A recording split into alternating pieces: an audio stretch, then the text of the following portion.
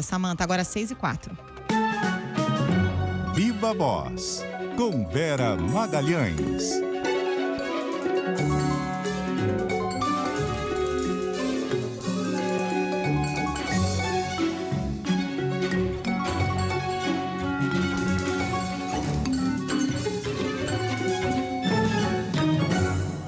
Oi, Vera, boa noite, tudo bom?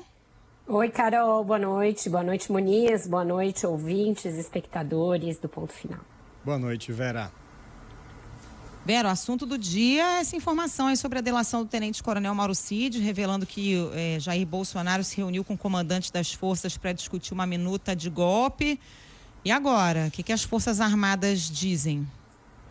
Estão bastante preocupadas com esse novo desdobramento, Carol, o mais grave até aqui, porque ele implica diretamente o alto comando das três forças numa reunião, se não aquecendo com uma ideia de golpe, e depois a gente vai fazer aí as nuances de cada um deles, mas pelo menos se dispondo a participar de uma reunião em que esse assunto foi discutido, o que por si já é grave, e também joga por terra o grande argumento que vinha sendo erigido pelas Forças Armadas de que é preciso separar as pessoas das instituições.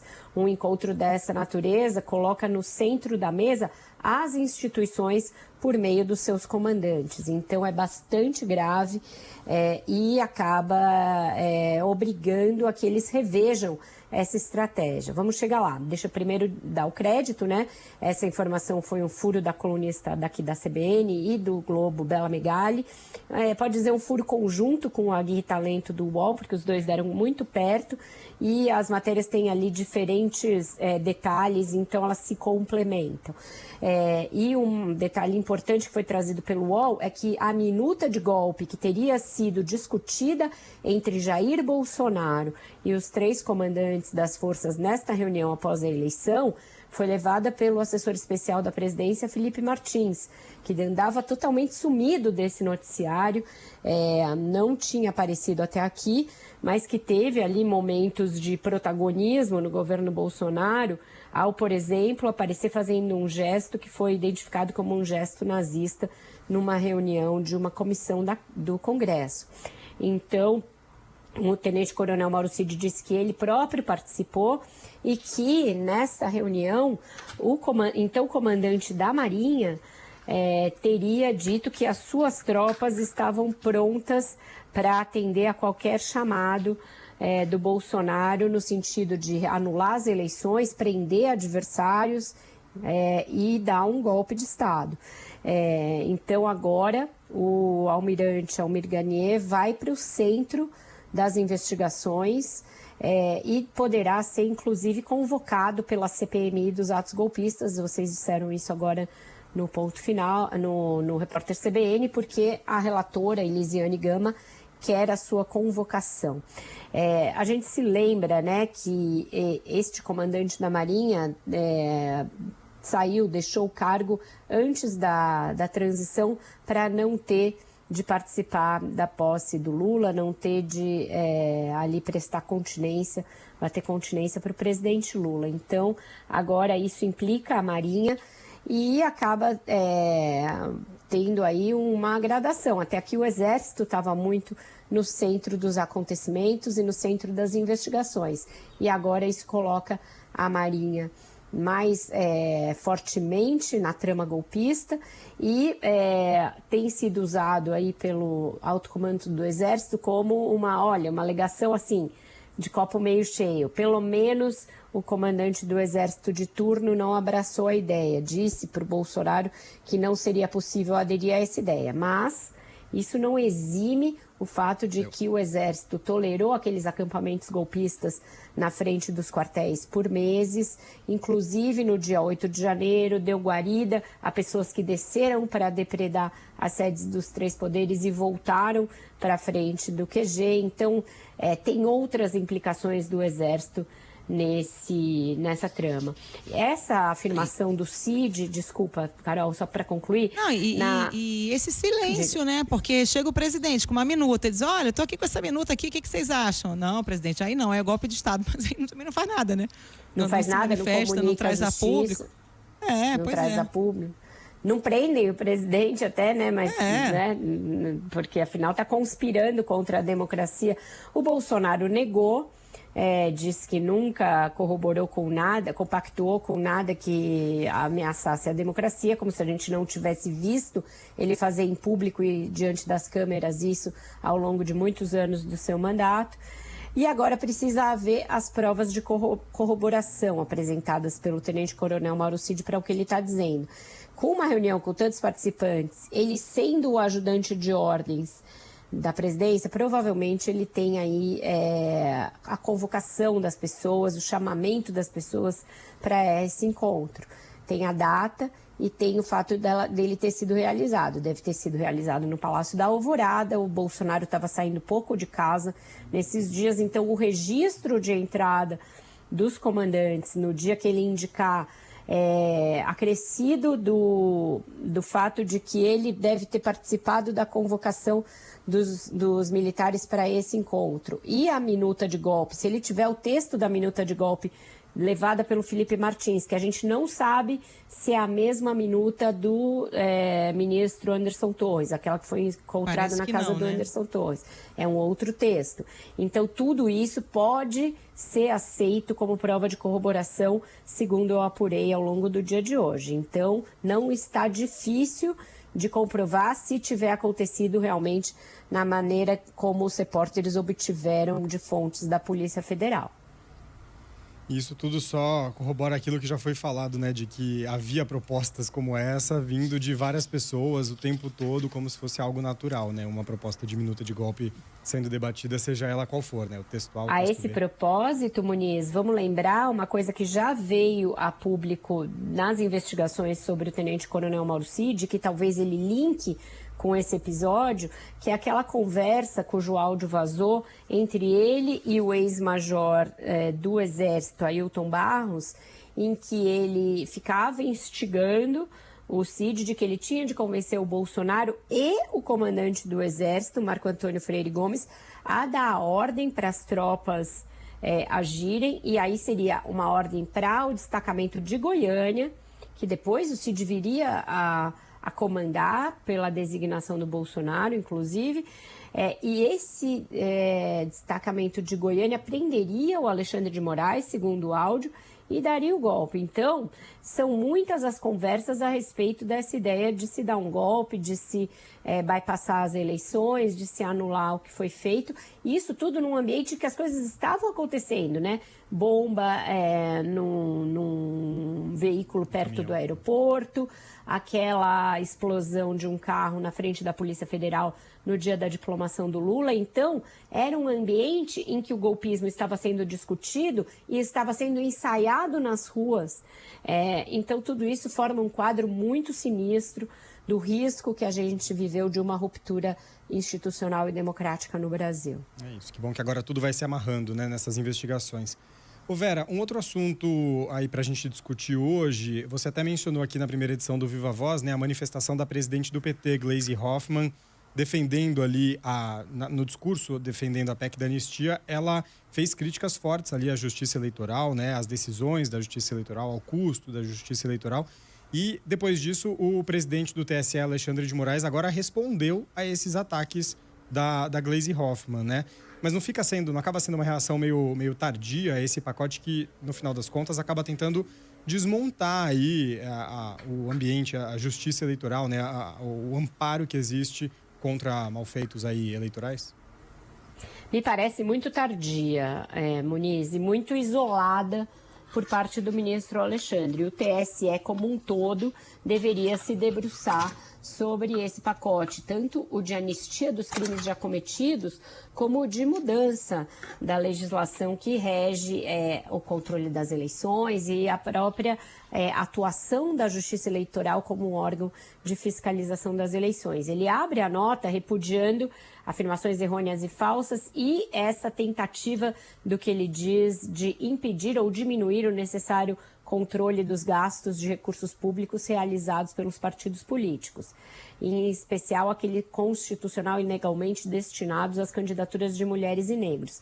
E aí ele repudia também a fala da Gleice Hoffmann, dizendo que ela é fruto de total desconhecimento sobre a importância, a estrutura, a organização e o funcionamento da Justiça Eleitoral e se põe a trazer dados, né? A única função da Justiça Eleitoral não é fiscalizar o dinheiro público, mas também colocar a eleição de pé, fazer a atualização do cadastro biométrico dos eleitores, cuidar das urnas eletrônicas, apurar as eleições e fazer isso em tempo recorde. E ele diz que a Justiça Eleitoral é um orgulho para o Brasil, etc. Então ele faz uma defesa da fala dela, que é uma fala muito ruim, muito deletéria, e também do funcionamento da Justiça Eleitoral em contraponto a isso que o Congresso está querendo fazer. Quem primeiro saiu repudiando o pacote de anistia e de vale-tudo eleitoral foram entidades, essas entidades que fiscalizam a corrupção e que se colocam contra isso. A sociedade civil demorou para ser informada disso, porque é difícil de compreender, a gente fez matéria, a gente falou aqui muito ao longo das últimas semanas, mas não virou um assunto quente. E os ministros do TSE e do Supremo também ficaram meio na moita, e isso foi muito ruim. Então, talvez não dê tempo de frear esse pacote, pelo menos não na Câmara. Ele vai passar na Câmara, a chance de frear é no Senado, mas a gente tem visto que as relações entre o Senado e o Judiciário já foram melhores, elas não estão no seu melhor momento. Então a gente vai precisar acompanhar se o Rodrigo Pacheco vai segurar isso daí na unha. Já ouvi de pessoas próximas a ele que talvez não, que talvez tenha chegado a hora dele deixar as coisas serem votadas, não ficar segurando tudo na unha que diz respeito à Justiça e aos ministros do Supremo e do TSE.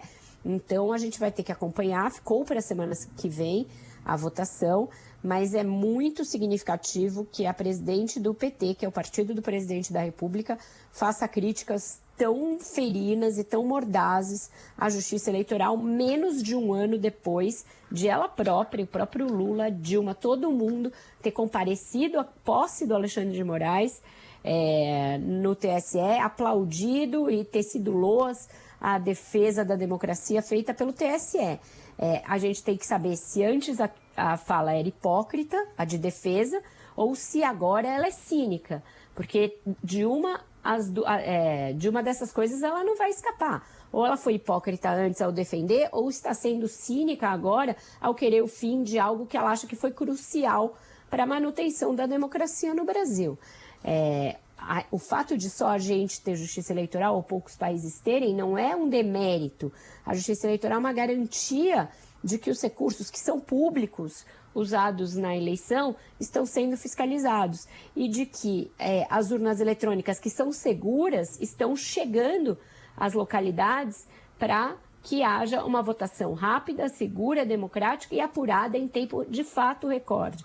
Então, uma fala muito infeliz e que mostra o quanto de interesse de todo mundo que existe nesse projeto que alivia para os partidos, acaba com multas, acaba com cotas e também pretende mudar isso para as próximas eleições, fazer letra morta do que foi aprovado nos últimos anos em termos de aprimoramento da nossa legislação eleitoral.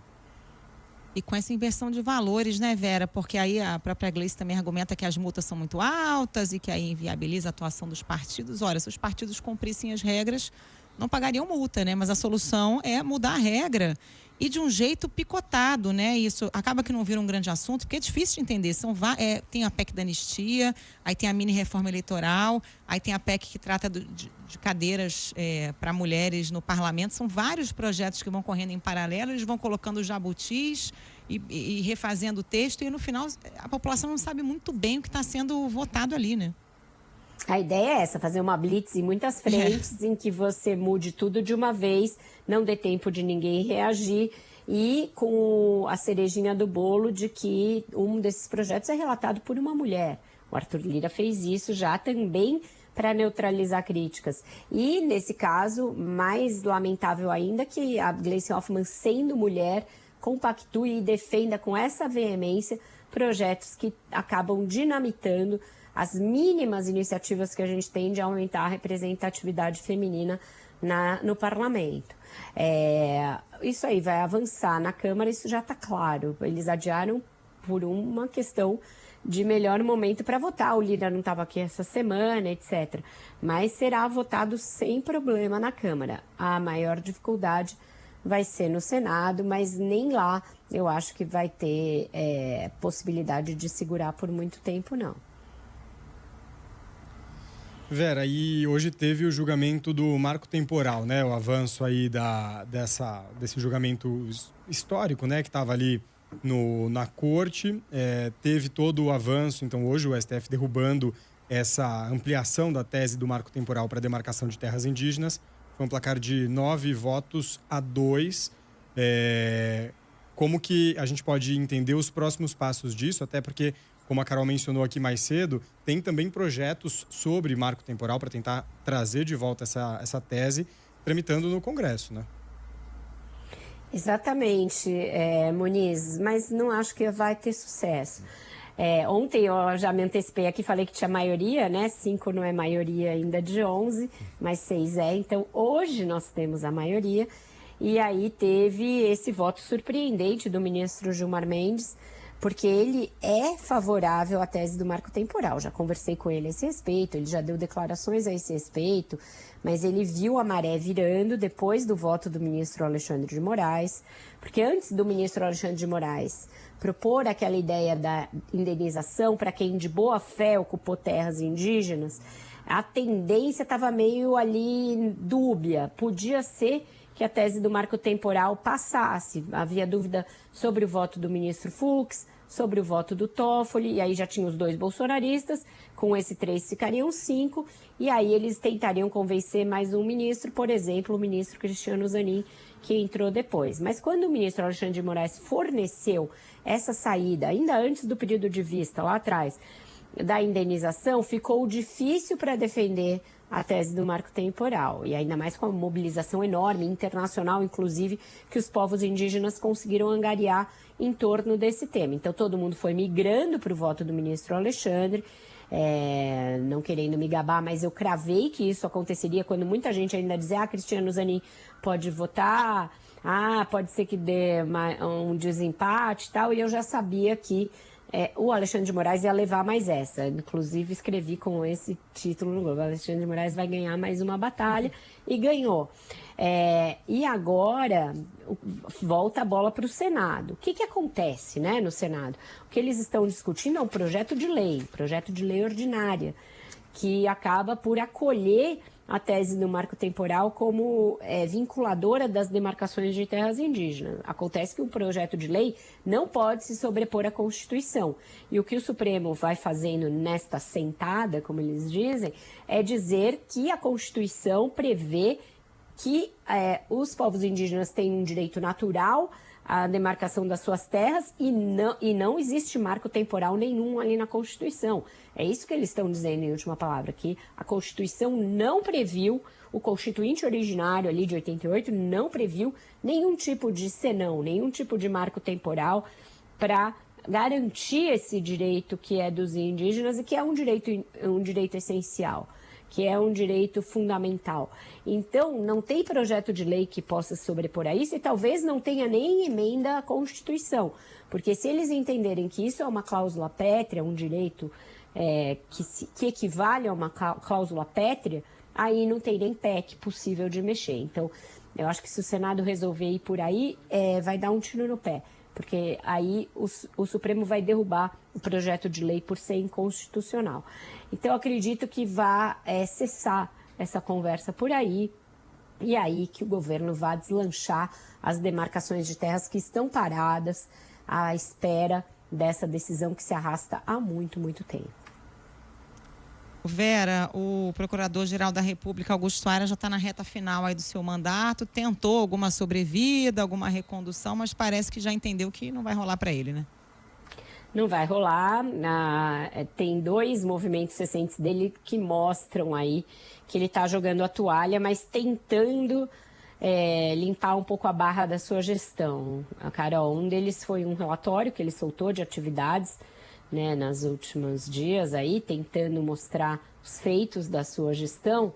E hoje, no próprio Supremo, ele fez um discurso de despedida ali, em que disse que criticou o que chamou de narrativas inverídicas sobre a atuação do Ministério Público sob a sua gestão. Disse que os desafios dos últimos 4 anos foram adicionalmente cercados por incompreensões e falsas narrativas dissonantes com o trabalho realizado, documentado e publicizado, e agora também organizado nesse relatório a que eu me referi.